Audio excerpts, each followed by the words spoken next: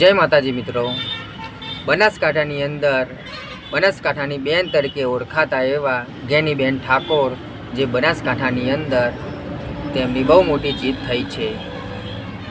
જે ભાજપનું સપનું હતું કે ગુજરાતની અંદર 26 સીટો ભાજપને મળશે, પણ ગેનીબેન ઠાકોરે ભાજપનું સપનું તોડી નાખ્યું। કેમ કે 26 સીટોમાંથી ભાજપને 25 સીટો મળી અને એક સીટ જે બનાસકાંઠાની અંદર ગેનીબેન જીતી ગયા છે। બનાસકાંઠાની જનતાનો સાથ સહકારથી ગેનીબેનને 6,10,000 વોટ મળ્યા હતા અને રેખાબેન ચૌધરીને 5,90,000 વોટ મળ્યા હતા। બનાસકાંઠાની જનતાનો આભાર માનતા ગેનીબેન ઠાકોર શું કહે છે જુઓ તમે આ વિડીયોમાં।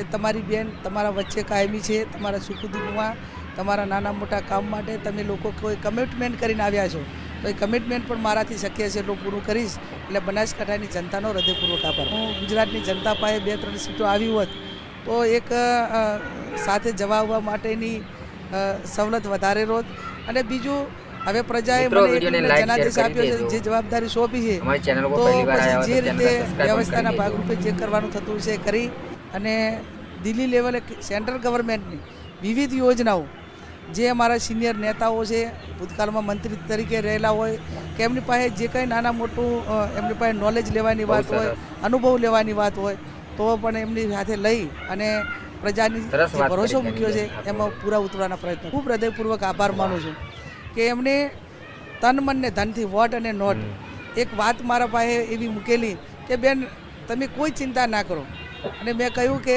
મેદાનમાં આવીશ તો કઈ સ્થિતિનું નિર્માણ થશે, પણ એમાં કોઈ પણ પ્રકારની મુશ્કેલી એ બનાસકાંઠાના મતદારોએ